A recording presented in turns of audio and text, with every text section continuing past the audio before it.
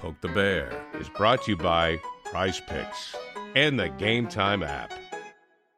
And welcome into Poke the Bear episode 340, part of the CLNS Media Network. If you have time, please subscribe to our Bruins Ringside YouTube channel. We have plenty of daily content between Poke the Bear, Bruins Beat with Evan Marinofski, Pucks with Haggs. We have you covered every step of the way this Bruins offseason going into the 2025-2026 season. So follow along with us over at YouTube. And if you don't like YouTube, you don't want to see my face, I get it. You can also follow along over at Apple Podcasts, Spotify, wherever you get your hockey podcasts. The show is also brought to you by PrizePicks, North America's #1 daily fantasy sports app. Download today and use code CLNS to get $50 back when you play just $5. PrizePicks, run your game.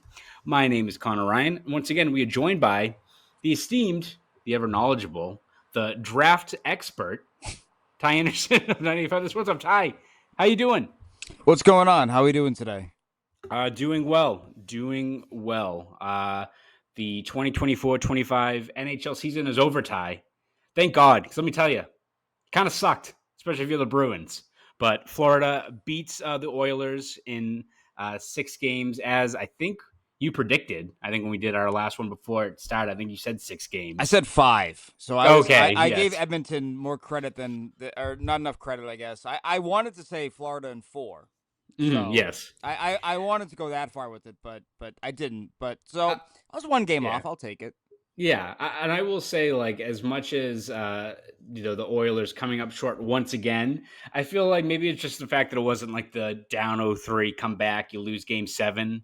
But like, I feel like there was more of like just resignation from that team of like, yeah, we just got beat by a wagon. Like, we're not that good anyway. But I think when you look at just how relentless Florida is, and I know Bruins fans are not fans of the Panthers. They've essentially broke the franchise's brain the last couple of years and slammed shut a pretty long contention window. But I think if you're just a hockey fan, you have to appreciate just how relentless, how fixated on winning, how just everything about that team now. For a franchise that was once a laughingstock, they have just built a juggernaut down there in Florida now. Yeah, I mean, you tip your hat. It's taken a mix of bold moves, good drafting, guys wanting to play there. You know, it's never one single thing that gets you to a championship. You know, I think the 2011 Bruins that everyone talks about, you know, that was a mix of everything. You had the good drafting of Lucic and Marchand and Krejci and Bergeron. Like, those are your core guys.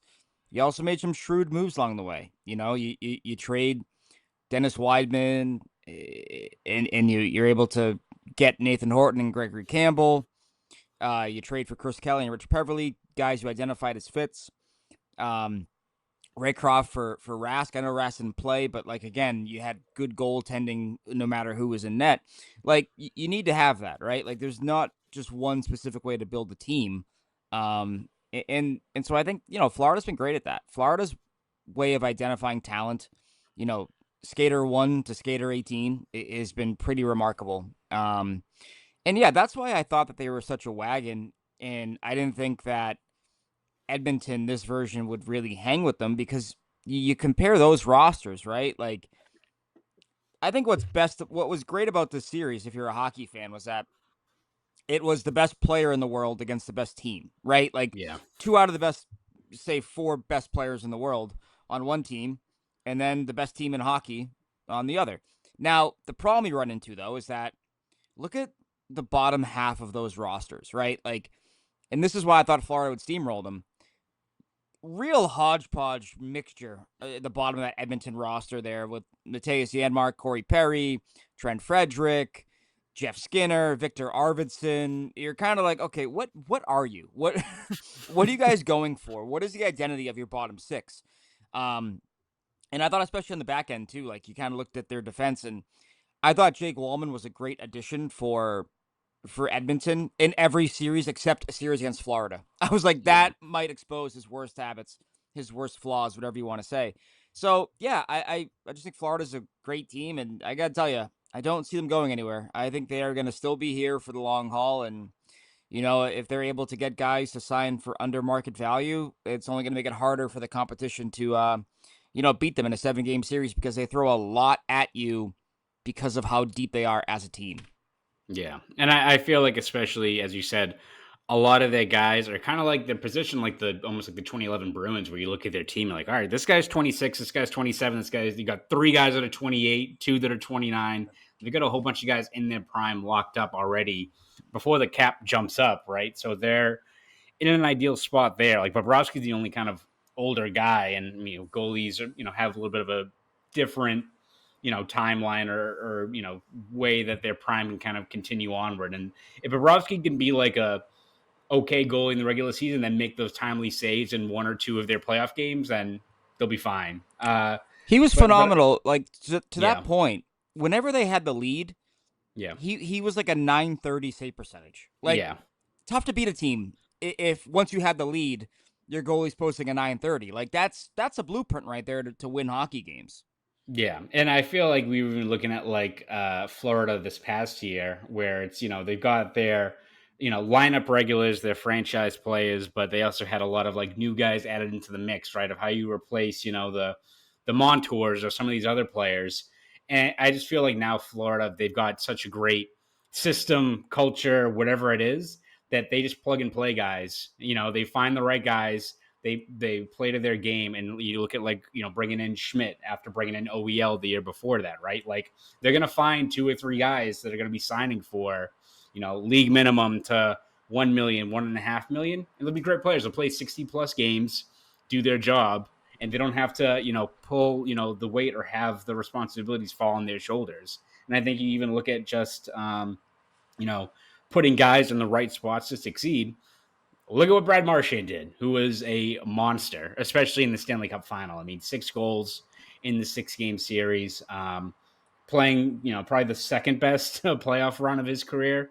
I mean, unbelievable. And I obviously, I think the main thought for Bruins fans is just, happy to see Marchand be able to lift the Stanley Cup again. He's been as advertised in the celebration since then. I think we've all seen that. Not much of a surprise, but just an incredible run for him. And I think you look at just how well he fit in with that Florida team, especially just for what his role is, because I think there's a lot of either second guessing or revisionist history with this Marchand trade from the Bruins side and just how well he's playing. But if you're going to put Marchand, who's still an elite player, in a middle 6 role, a third line role, he's going to eat. Like I don't view that as a surprise at all. No, exactly. I mean, that and this is sort of the argument that like we've made on this podcast, and we've both written it. Like, this is where he should be, right? This is where you get the most value, the max value out of him, and it kind of shows that Boston's missteps along the way turned out to be Florida's gains. And I will never fault the Bruins for going for it in 2023, but when that bill is due, did it make sense to have Brad Marchand be, first line Brad Marchand? Like, no, because that bill is going to be expensive, an expensive one to pay. And, you can't deploy him in the way you want to deploy him in a way that makes sense because you don't have the picks. You don't have the prospects coming in. And similar to the Red Sox, how it all comes back to Mookie, it all comes back to 2015 for the Bruins. And if you get a Konechny or a Kyle Connor, then yeah, Brad Marchand's the second line, third line, absolute stunner for your team, but didn't play out that way. Instead you don't draft. You trade basically every pick you've ever had. Like I'm trying to think of guys they've drafted that like you can really get on them for. Like, like Fabian Lysel's the closest thing. He's not here. Trent Frederick, not here. McAvoy, their best draft pick of the Sweeney era, is a defenseman. Like back a 9 in for instead of taking one of the centers, right?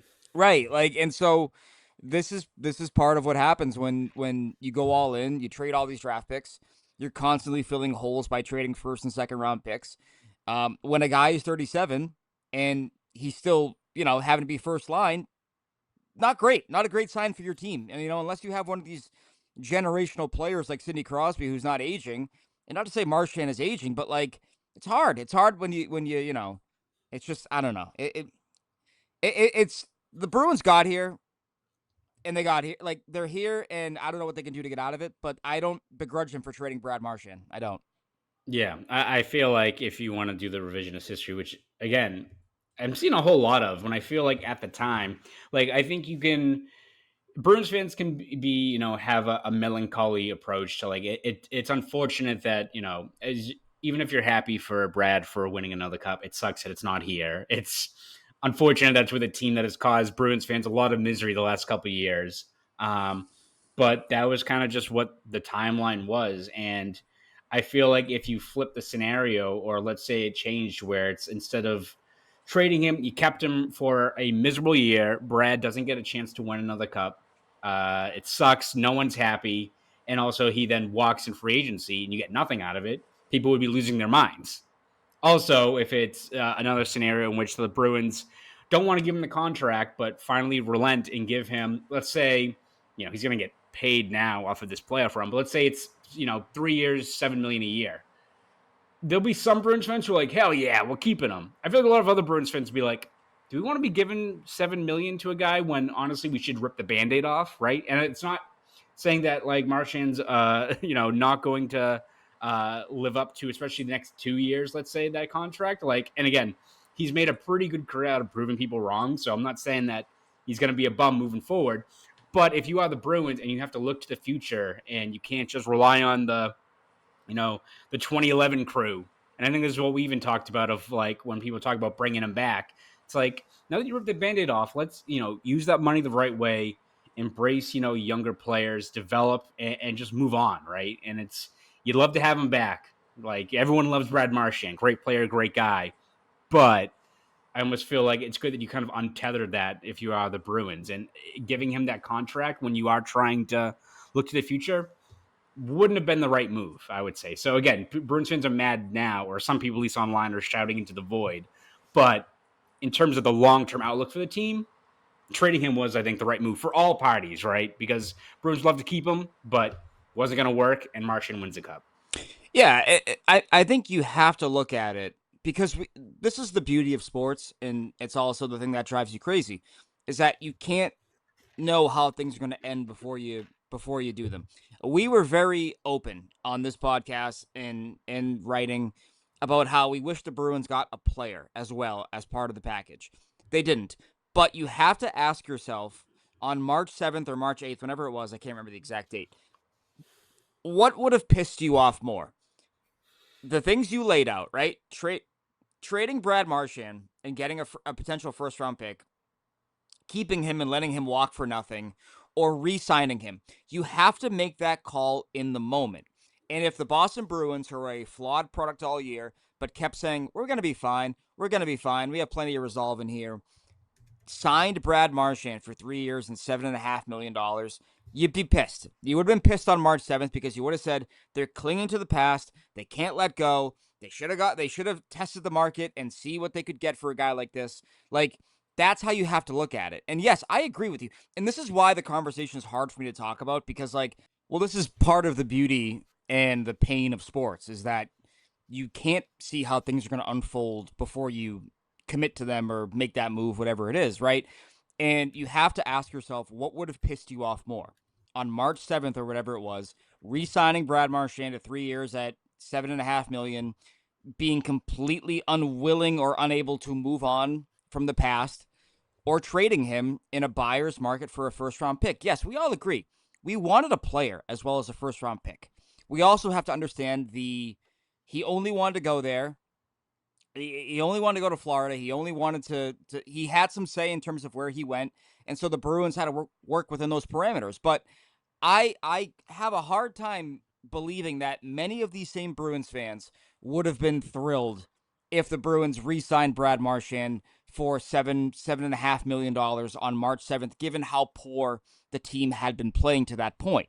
That is where I land on it. And so I can't be mad at them now because they made a decision.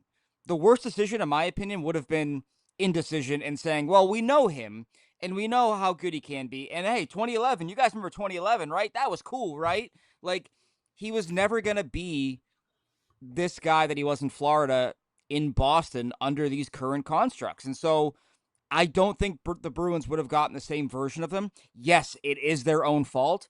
But at a certain point, isn't it sunk cost fallacy where you're like, well, we can't do this because he's been this and that. Okay, well, is he ever going to be what he is in Florida for you? Probably not. So get something while you can. it was clear, Connor. The reporting after the fact, they were not close. They were not No. close. So, again, what would have pissed you off more back in March? You can't answer that in June because you didn't know how it was going to end in June.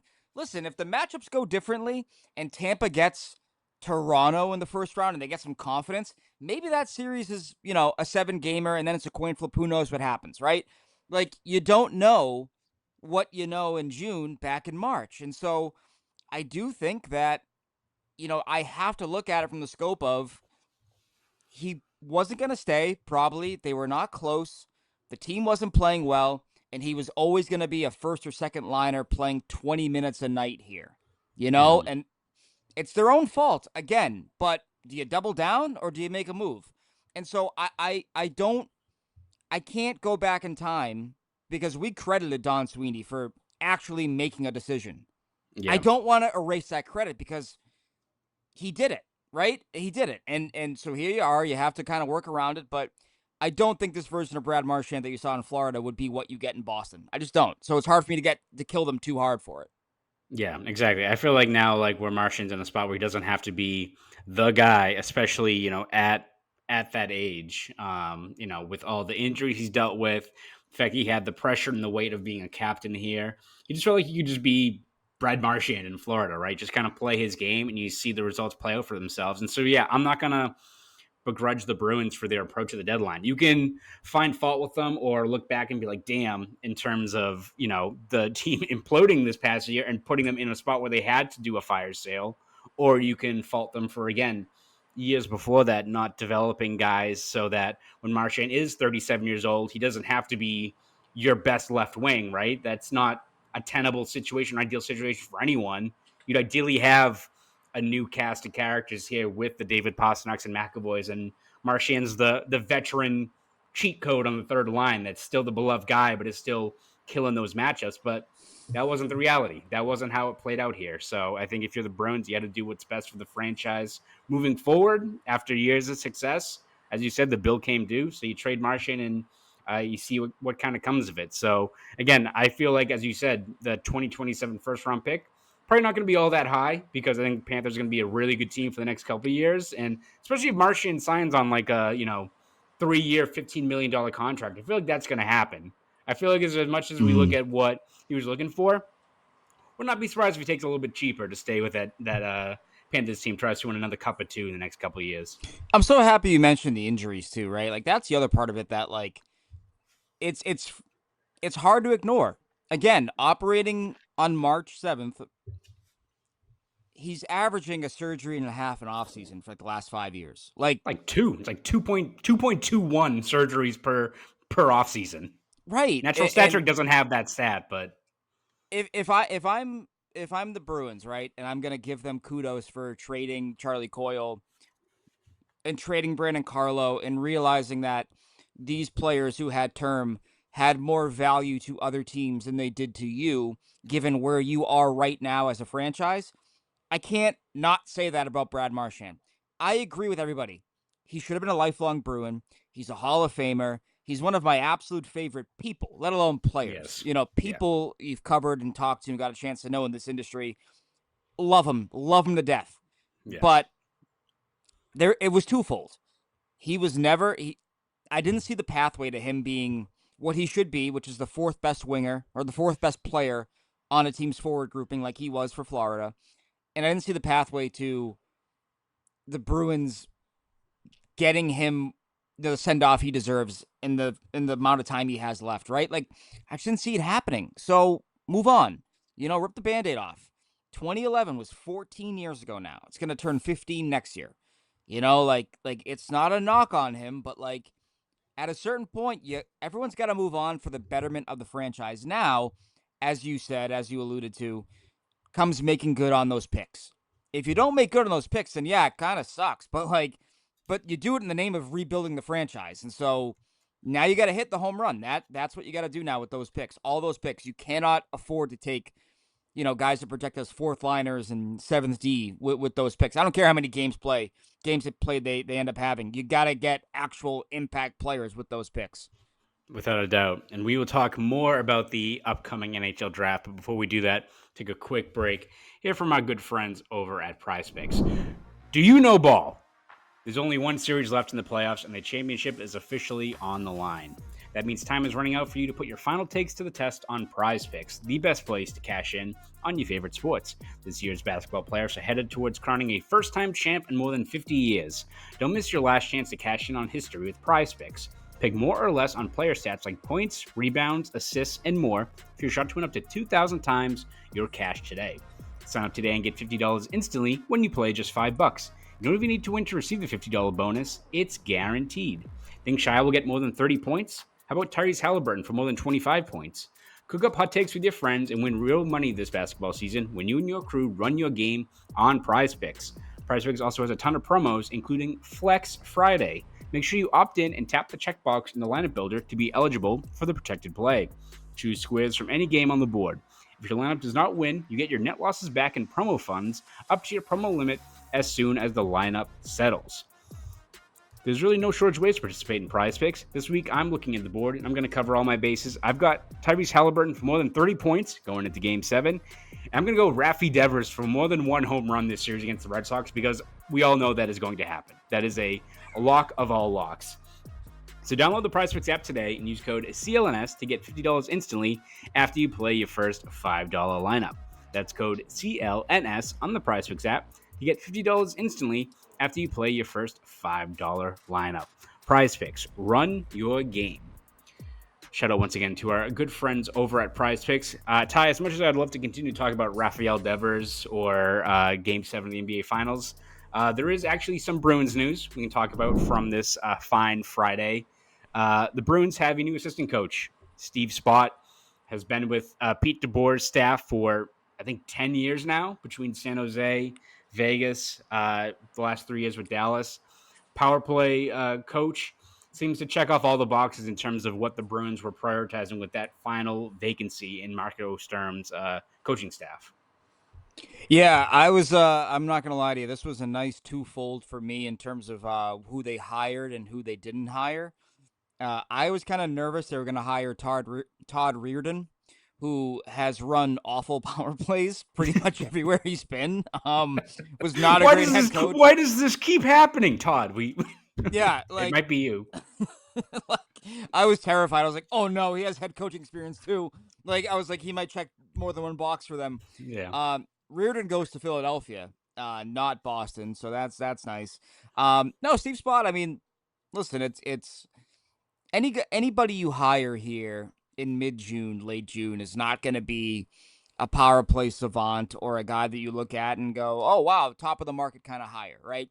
It's same thing with hiring Marco Sturm in June. It's, the options dwindle and you have to find the best available. And so the record there that he has, I think is encouraging. Working with some high-end talent, having to adapt and play to other guys' strengths over the years. Obviously, you look at San Jose, you look at Dallas. These are teams that had high-end scorers, much like the Bruins have with David Pastrnak. Now it's about augmenting it so that everybody else can be a contributor. I thought what was telling about Dallas, and this might be, I admit, this might be more anecdotal than actual like statistical, but whenever I watched them, it felt like their second units did a good job of getting pressure as well and creating chances. I feel like I saw a lot of production out of guys like, Evgeny Dadonov, who, the Bruins are going to have to find guys like that, right? Guys you can prop up as power play options on your second unit, or younger players. You look at what they've been able to do with guys like Stankoven before they traded him, and Bork, sorry. Yes. But like you have to kind of get more out of those guys. And so if Steve Spott can tap into that, you like that hire, right? And so the Bruins simply have to have a better power play than they did a year ago. This is obvious to everybody, but I feel like with an actual power play mind in charge of that versus Chris Kelly, not a knock on Chris Kelly. He can help guys get better at faceoffs. He can help guys get better at the defensive details, things like that. Power play was never his bread and butter, right? So to get a more natural kind of power play mind in there, I think is important for this team. Yeah, for sure. And I think we'll probably dive more into what Dallas's power play was. Obviously, the production was good the last 3 years. I think they ranked 7th overall This past year, they had a little bit of a dip. They were 17th, but the 2 years before that, they were 5th and 6th. So, again, how much of that is 17th personnel? feels great for this team. I know, considering where the Bruins were, right, 29th this past year. And again, I think the personnel they have, that's a very deep Dallas team. So they've got a lot of guys that can just make plays. But I also feel like from just watching from afar without diving too deep into the film, right, a lot of involvement of the D getting shots on net, which is encouraging. Like, I don't know how much you weigh like how good San Jose's was when he had like Erik Karlsson there, but like Heiskanen's a great overall player, but had a really shot heavy approach there on that power play. A lot of work through the bumper, a lot of pace, a lot of quick passes, which I think is going to be key. I think you can't just obviously rely on David Pastrnak, right? That was teams have now keyed in on him fully. That I think you either need him to be more of a rover, or you just need to factor in more of these other guys in the bumper spots. That if you're able to get someone like Elias Lindholm more involved in the bumper, or whoever else you want to put in that spot, be a big way for them to generate more chances beyond just relying on Pastrnak and also getting more guys involved. So I like to see them kind of keep an approach like that moving forward, because whatever they did this past year was not working. They needed a fresh voice. They needed a guy who's, as you said, expertise relies on the power play. And so I think this is a pretty encouraging hire in terms of they had this one vacancy, bring in a guy whose bread and butter involves getting more out of a power play, because the Bruins just need to find ways to just unearth more offense out of this group beyond what they do this offseason. And I think having a fresh voice and new perspective there is going to help them quite a bit. Yeah, and look at their roster, right? Like, look at Dallas's roster versus yours. Like, Rupe Hintz and Elias Lindholm, not that different in terms of, like, where they're probably best utilized on a power play. Jason Robertson, David Pastrnak, probably not that different in terms of where's best to put them to get production out of them. Robertson had a ton of opportunities on the power play, just shot after shot after shot. Look on the back end, Miro Heiskanen and Thomas Harley, probably not that different from Hampus Lindholm and Charlie McAvoy, right? Who I imagine are going to get some work on power play one. And so, Nico Rantanen and Fabian Lysell, right? Exactly. Yes, exactly. Yeah. I'm not even going to bring up Wyatt Johnston and Fabian. I'm not going to do it. I'm not going to do it. We scratched that itch enough. No, but like, you look at the complexion of the units, right? Like Logan Stankov and Matty Poitras, probably not that too far off. Both undersized centers that rely on their smarts and their craftiness to make plays happen, right? And I know they traded Stankov into Carolina to get Rantanen, but for the most part, he was there, in Dallas this year. So complexion-wise, it's not completely unfamiliar territory in terms of the skill sets of the personnel that he now has in Boston versus Dallas. Yeah, no, I agree. So we will see what, again, there's only so much you can glean from what he's going to be able to do, what Strom's going to be able to do until we get to training camp. But I still think a step in the right direction if you are the Boston Bruins. You try to right the ship here a little bit moving forward with this team. Ty, we are obviously going to now focus in on the NHL Draft, which surprisingly now is literally a week away. At this point, we'll be getting ready for the first round. There'll be plenty to kind of dissect throughout next week, especially leading up to it, where I think the offseason is going to start ramping up, and also just what the Bruins end up doing. Probably a very vague question, but where do you feel as though the Bruins are where do you feel like their mindset is at in terms of, do you feel like they're more inclined to keep the pick, trade it, what they're prioritizing? Where do you feel they're at right now? Yeah, I got to be honest, and this is not to knock anybody else's reporting, because I don't know. Listen, I'm kind of out of the source game for the most part. I found the source game is very frustrating, and there's a lot of, hey, I gave that information. Why did you say that we stink? Well, you stink, so I don't know what to say. No, but there was that report out. Again, I know nothing about it. It's not to knock the report, but it was saying that the Bruins, I almost said the Red Sox. I'm an idiot. The Bruins would be getting J.G. Pajot and Noah Dobson for the 7th overall pick, and I was like, nah, I'm good. I'll just get the 7th overall pick. I think that for me to trade that pick, I would have to be getting somebody that makes a lot of sense. Like I would prefer not to trade that for Jason Robertson, but I could be talked into that. Pajot and Dobson, I can't be talked into that. I'm sorry. It's not a knock on Dobson, but I don't think that fits what you really need, on the back end. You need a Brandon Carlo kind of replacement, not a another offensive-minded defenseman who is going to want to be running power play 1, which the Bruins, I believe, already have 3 of. To be honest with you, I think they have 3 guys that want to run power play 1. You don't want to trade. You don't want to trade Jeremy Swayman for Evan Bouchard too. I would literally rather just stop following hockey than watch that trade go down. Yes. No, but I'm inclined to keep the pick. Again, there are players that I'm willing to listen on. You know, if it's a Robertson kind of trade, then I don't love it, but I would do it. You know, because I think that Robertson is a player that, like, you hope you could draft with that 7th overall pick. Granted, you want him at center, probably not wing. But this is a hard one because we've talked about it, right? We've talked about the unknown of 7th overall, right? And you kind of have to hope that somebody goes off the board here leading up to 7 and you land one of these centers that you're excited about. But I do feel like the Bruins have done their homework. You know, Don Sweeney's always said, like, we want to reward our scouts for the work they put in, right? And it's hard to do that when you don't have picks. I feel like the Bruins are more likely to trade a 2nd-round pick plus than the 1st pick. I feel like they're going to make this pick. I feel like Roger McQueen is like a dark horse candidate to be that pick for them. Yeah. Based on, you know, some stuff I've heard and the projection and the health. If that's clean, I feel like he shoots up their board a little bit.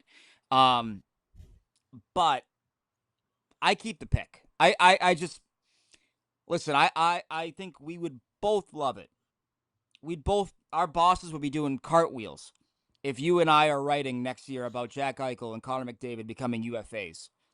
I don't love the odds of it happening, though. And so it's hard to bank on getting the franchise center through free agency. I feel like you have to take a crack here at 7th to try to get the franchise center. As ill-fated or as unlikely as that may be, I kind of want to take that chance when you're picking this high. Yeah. I feel like, and I think we even talked about this last week, I won't begrudge fans who have the opinion of, like, whoever you're going to take at 7 is not going to be as much of a lock as a Robertson or a Marty Necas or someone like that. And I get it.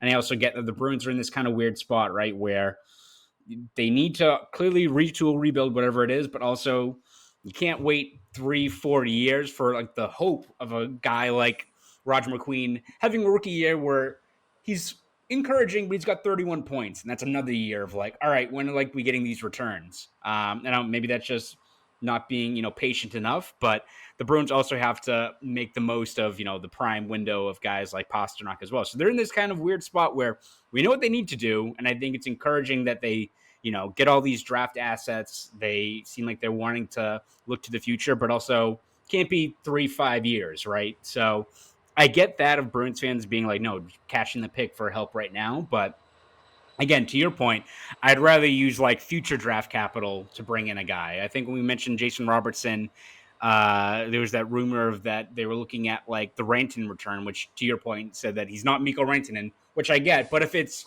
you give up, like, you know, the Toronto pick and the Florida pick and a few other picks down the line, I'd rather do that and keep the number 7 pick, because I think for me, yes, this is not the deepest draft class. This top 10, there's no guarantee that a guy is going to be a superstar player. But I think if this is ideally your 1 year where you are picking the top 10, this is your chance to find that center, right? And again, there's no lock, but I'd rather you use future draft capital to bring help in right now and then use this pick to see what you have. Because as much as, again, I think there's a wide variance, I'd rather you know, either opt for the high floor guy like Brady Martin, which I feel like he's not going to be there anyway. I think he's going to go, like, top 5. But I'd rather you bring in a guy like that who, you know, could be your 2C and will be a NHL player. Like, I don't think there's a bust factor with a guy like him. Or Roger McQueen, who has risk but could be Ryan Getzlaf. Or Jake O'Brien, who could be David Krejci. Or, you know, any one of these guys. I feel like if you keep that number 7 pick, you're adding a player that, if he hits, I'm not saying he's going to be a 90-point player, but he should be at the very least a second-line center that's going to be here on a cost-affordable contract that should be able to be part of your franchise moving forward. So I get people who want to trade the pick. I understand it, but I think when you look at just how this draft board kind of falls in place, and the fact that I feel like it can go a lot of different ways. I mean, hell, there's a very easy scenario where one of Caleb Desnoyers or James Haggs is there at 7. Which if that's the case, yes, like you take one of those guys, especially at number 7. And so I think that's my overall feeling on the matter. Would not be surprised if they trade it if they think that it's a great deal or it's someone that helps them out now and for the future. But when this is your one opportunity in years to get a top 6 centerman that you can develop in your system, I think you got to take that opportunity, even if there's going to be some red flags with probably whoever you take between McQueen, Martin, Hagans, Desnoyers, O'Brien, any of them. But you like the potential that all of them have as well. Yeah, exactly. And the other part of it too is like the Bruins clearly hope to not be in this spot again, right? And Right. it's hard to find a lot of teams that, are like the Bruins and were a playoff team for 10 years in a row and then had a top 10 pick and then never picked in that spot again. But like, again, using the lazy comparison here of the LA Kings, because the Bruins want to be the LA Kings, they had the Turcotte pick, they had the Brandt Clark pick, and they had the Quinton Byfield pick. Clark and Byfield have been great for them. Turcotte, not so much, obviously. Yeah. But, like, that's kind of, like, you want to have this be your Byfield pick, right? Like, now is the highest of their 3 picks in LA. The Bruins project that the 7th overall pick is going to be the highest of their upcoming picks here. And so you really want to hit the home run there. Like, Vancouver is someone I think that's kind of similar where, like, they had Quinn Hughes at 7th overall, and they had Elias Pettersson, I think, the year before at 5th overall. But beyond that, they were kind of picking out of the top 10 for a while there. Yeah. Maybe you want to compare this to even, who was it? Carolina picked Svechnikov, I think, 2nd or 3rd overall. Yeah, 2nd.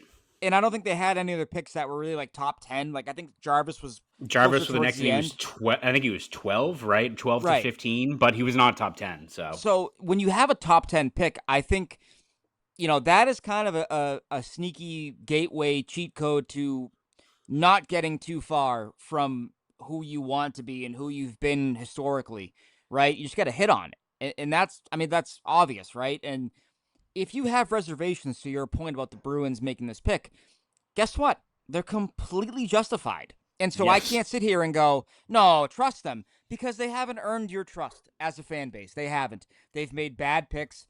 They have constantly prioritized weird shit over talent. Like they prioritize bloodlines and, this guy, is testing. Like, who gives a shit? Can you play hockey or not? Like, can you play? Yeah, that's what you have to, and I think, getting a player 7th overall, you should feel pretty confident that they can play. But again, if you have doubts, I can't blame you. So if you want to say they should trade it, I have a hard time saying, no, they're going to get a player better than Jason Robertson or Marty Necas or whoever. Like, I have a hard time saying they're going to do that because they haven't done that so far. They have not earned your trust as a fan base to believe, despite what Cam Neely may or may not say to Kevin Paul DuPont, they have not earned that trust from their fan base. So you're completely justified and correct in your doubts about this franchise with that 7th overall pick.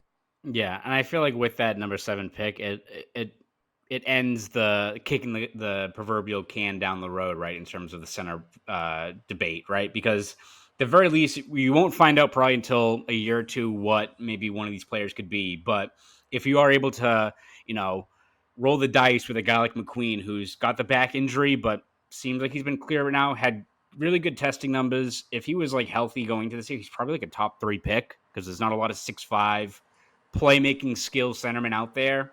The Bruins love their big-bodied centermen, so again, big boys, big meaty men slapping meat. Yeah, exactly. I mean, they would make plenty of sense for them to target a guy like him. So even with those red flags, if you bring in a guy like that, if Desnoyers is there at 7, and that's great value. If like James Haggs, who he said like there's some reservations, definitely not a Roger McQueen type player, but if he's there at 7 when he was the consensus number 1 pick for most of the year going into it, that's good value, right? If you're able to bring in a center that can help you out in the next couple of years, it addresses the most pressing need for this team, right? Like it's the one thing that is lowering the ceiling of this team for whatever the new contention window will be is what their centers are going to be moving forward. And yes, like it gives you the option down the line. If Jack Eichel does hit free agency, maybe he's sick of Vegas. I don't think that's going to be the case, but if it is, then you can further add to your group, but you can't also just bank on the hope that he's going to like either one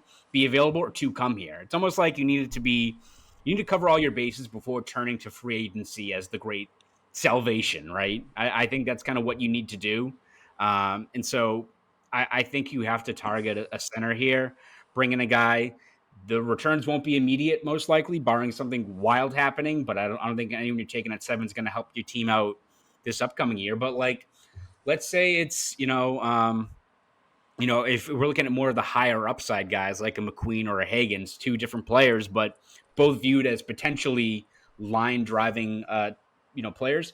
How much of a lift would it be if, the Bruins go into this year, whatever their center group is, but James Haggs has another year under his belt at BC, has a 50-point season, is a beast, joins your team in March, how much of a lift that is. Or McQueen, who might go to the NCAAs, is healthy, has a 45-point season as a freshman, jumps in March as well. Like, I think if you're the Bruins, it's so tantalizing to look at, hey, we could have an 18, 19-year-old centerman who's only going to get better here with us, part of our team, not costing a lot of money, most importantly, and can really be a key piece of our future here.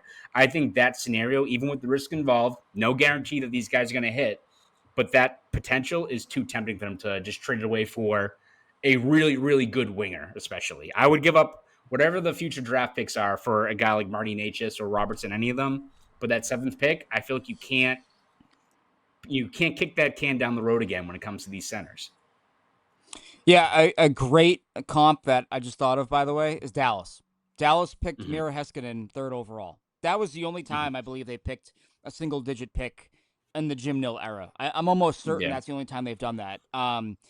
But they've also made good on their other picks, right? And so, and I think this is where the Bruins are right now. And I think, when Don Sweeney talks about the self-reflection that they've had to do as an organization, I think getting out of the mindset that they are closer than they actually are. I think that's part of why they're not going to trade this pick. I think they realize that they are in the pick accumulation business right now, or the prospect accumulation business, and that a year from now, 2 years from now, maybe they are trading some of these picks for their version of a Sam Reinhart, of a Sam Bennett, of a Matthew Tkachuk, whatever it may be. But you have to make those picks, right? And you have to do the process. You have to go through the process of identifying which players are part of your future and which ones are not, right? Like, that's something the Panthers have done a really great job of identifying. Like they said, listen, Devin Levi is great. Sam Reinhart's better, right? They also said, we want Sam Bennett, but Anton Lundell is great, and we're not going to get rid of Anton Lundell. And look how that's played out for them. You're able to identify who stays, who goes, and how you rebuild the pipeline that way. And so the Bruins right now are in that discovery mode, in my opinion, of identifying which prospects they draft that are going to be part of the base and which ones can be traded for something greater down the road. But you got to make those picks before you can get to that point, right? You can't skip a level here. If you're going to do this right, you got to do it right. And I think that's something that you have to identify the picks and the prospects that are tradable.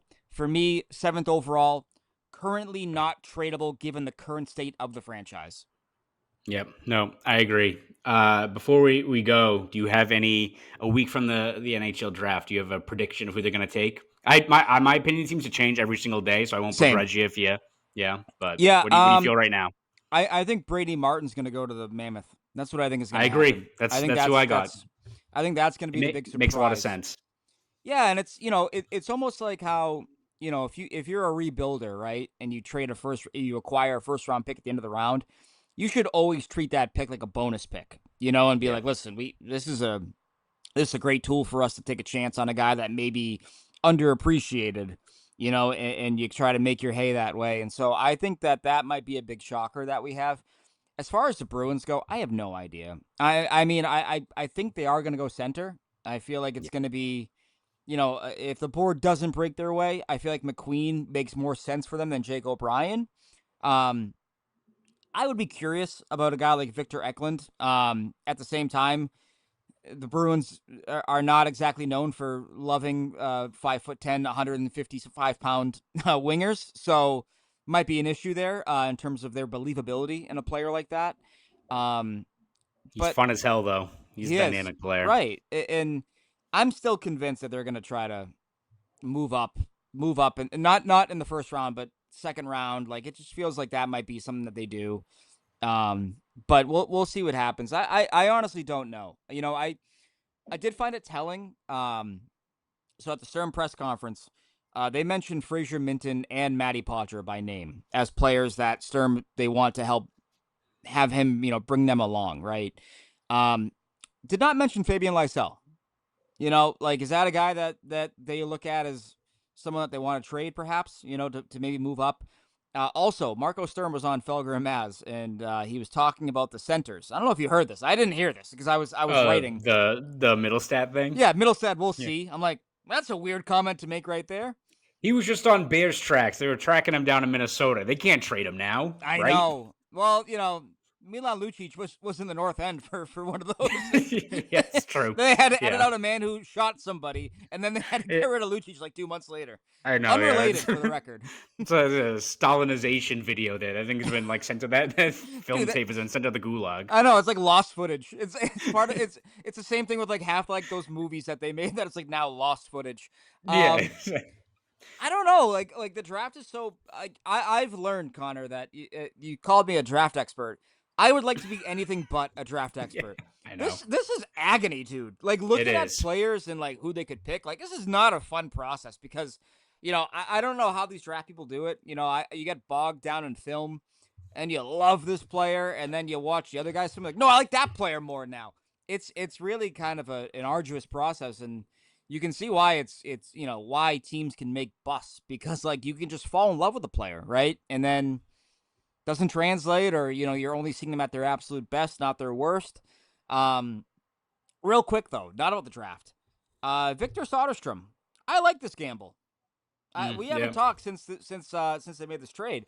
Yeah. I like this gamble. This is the kind of gamble that teams like the Florida Panthers have made.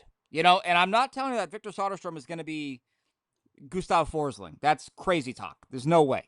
But you trade a 6th-round pick who couldn't crack your AHL lineup, and a 7th-round pick. Maybe we did talk about this. I don't know. But anyways, I like that trade. I like that trade for the Boston Bruins. The more I think about it, the more I like it.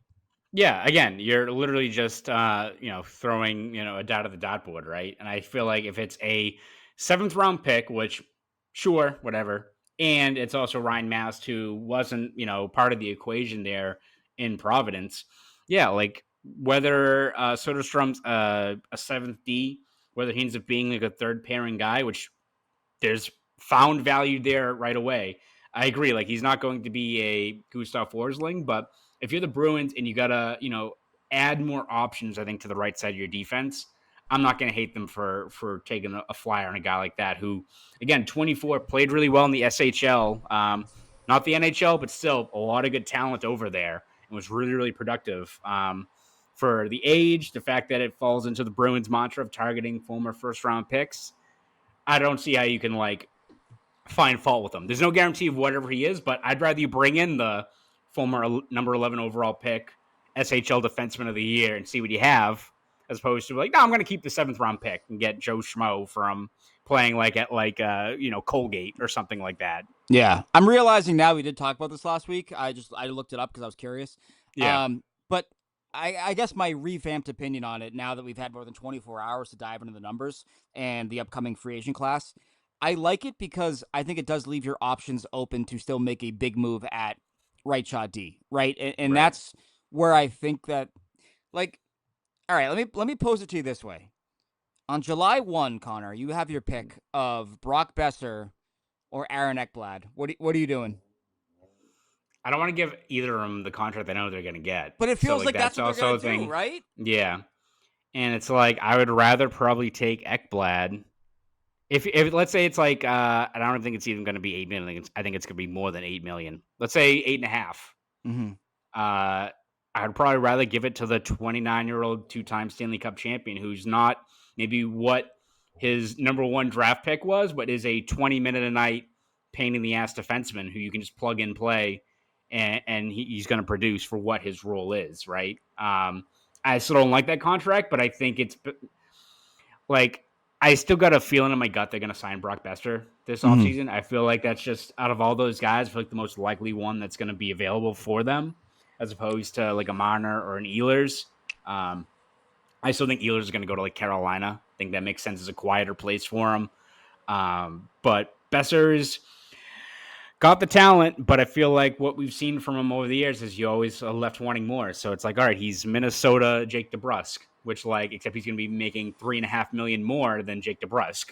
Yeah. Right. Yeah. Like if Brock Boeser is, before the cap jumps and you sign him for, $5 million, 5.5, I'll take that risk if he's going to be a 25 goal guy, hoping that he's a 35 goal guy. But at $8.5 million, I don't really know about that.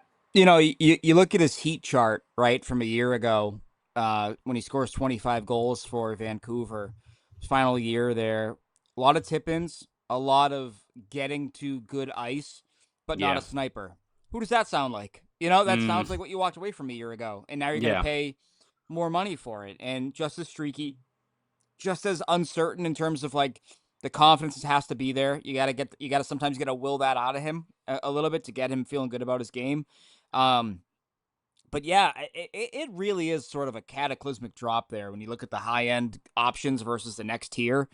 And you lose Ryan Donato, you lose Matt Duchene, and Duchene was never going to leave Dallas, I thought. Yeah.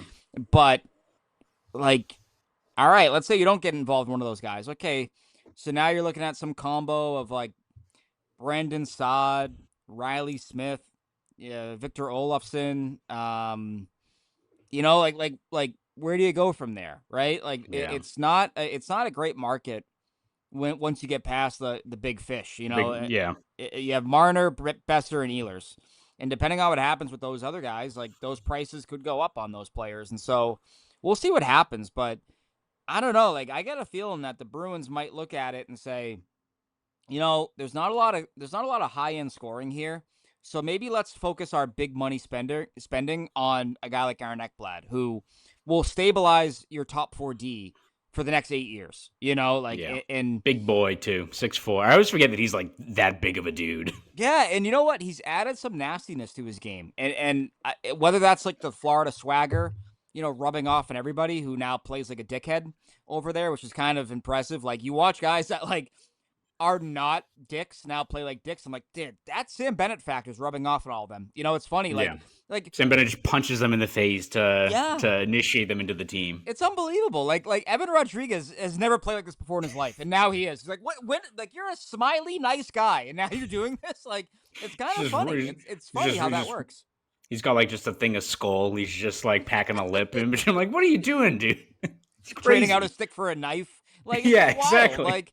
It's just it's so if he can bring that, right? Like, and you have a top 4 for the next, whatever of Lindholm, McAvoy, Zadorov, and Ekblad. Like, it's a better 4D than a lot of teams can throw at you, right? And Ekblad, in a way, could also be your insurance policy if Hampus Lindholm's knee is actually cooked, which the Bruins say it's not. He says it's not. They say the structure is fine, but they also said a lot of good things about Kevin Miller too, and that didn't really work out. So, I got a feeling that they might do a big money spending on defense, even though they did that a year ago. Like, it just feels like they don't have anyone pushing in the pipeline.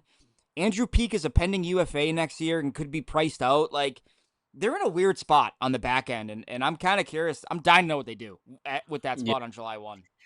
I feel like Boeser and Ekblad, they're not going to sign both, obviously. But I feel like those are the two that make the most sense. And from like the Bruins perspective, right, of like how they'd be thinking over these things, right, where it's like, all right, get back to our foundation on defense. Also, they prioritize like bringing in veterans. 2-time Stanley Cup winner, guy that's been there for a long time. Makes a lot of sense for Ekblad. I will still not be thrilled with that contract, 'cause I know it's going to be a lot. But by that same extension, like with Boeser, they can look at it and be like, oh, generates offense. If we get 45 more goals this year, we are in the playoffs. So Boeser takes 60% of that. I get it.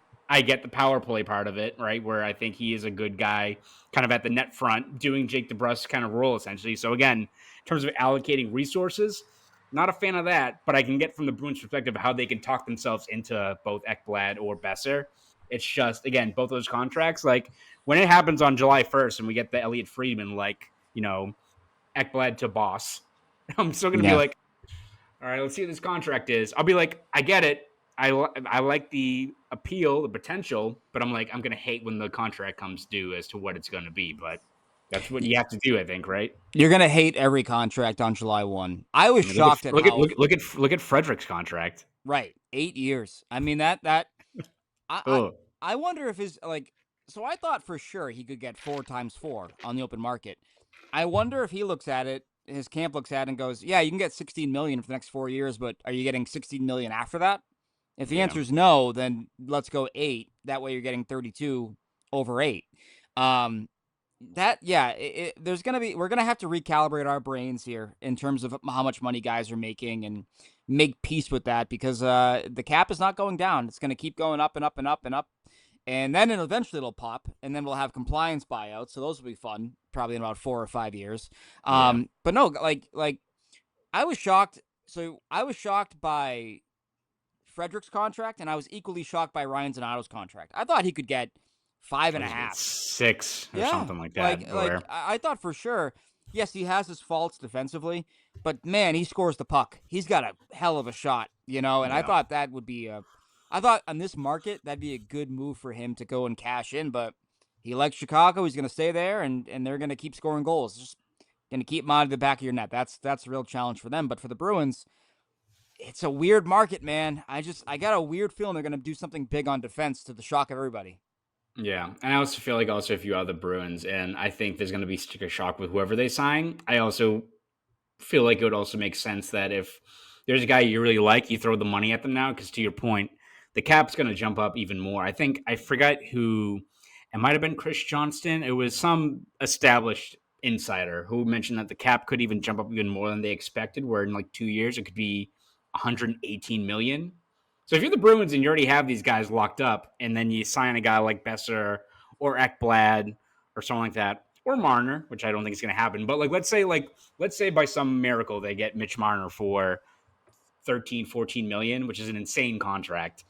But you have him locked up, and all of a sudden you have another 20 million in cap space 2 years down the road, and you have him locked up, and McAvoy and Pasternak and all these things. Like, as much as there is going to be sticker shock, I feel like now is the time to pounce on a guy that you really like because it should age pretty well. That's why Florida is probably going to be set for life or set for the next 5 years because all their guys are signed. Yeah, they're going to be up against it now if they get Bennett and Marchand, but they're going to have more money down the road too. So I feel like now, even if it's going to be some crazy contracts, if you're smart with it and it's a guy you really like who's worth the money for right now, even if it's maybe steep initially, it should age pretty well if you have that guy just locked up for the long haul.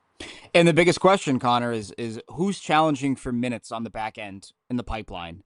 It's Mason Lohrei, and then after that, it's Freddie Brunet, Jackson Edward. The defenseman they have that they drafted last year in the 4th round is playing at Quinnipiac. He's years away, right? So Elliot Gronwald. right. Yeah. So you don't have a lot of guys that you look at and go, oh yeah, challenging for minutes at the NHL level. So, whereas if they draft a forward 7th overall, okay, well, you got to make room for that guy, right? Like down the road, you're going to have to make room for him on your roster, but also to pay him. The back end, you don't really have that right now outside of Mason Lohrei, who's got a lot to prove before you're worried about paying him $7 million a year, And so that is also part of the calculus here that I'm kind of running through my head where if Ekblad hits July 1, maybe it makes sense for them, Maybe it makes sense for them to do that because they don't have a challenger there long term. It was kind of the same logic of when they signed Elias Lindholm. It's like, yeah, you might not love it, but who else are you gonna put there? You don't have anyone that's challenging for that role in those minutes, so why the hell not? Yeah, no, makes a lot of sense. We'll see what happens. All of a sudden, Ty, it feels like we've had months of nothing to talk about since March. April, especially. Well, the season was over in February. Yeah, so exactly. So it's going to be a little bit more hectic moving forward, but plenty of stuff to talk about, starting with the NHL draft next week. Before we let you go, where can we read your stuff? Where can we hear you on the airwaves? All that stuff. You can find me at 985thesportshub.com, the Sports Hub Underground podcast with myself and Matt Dolph.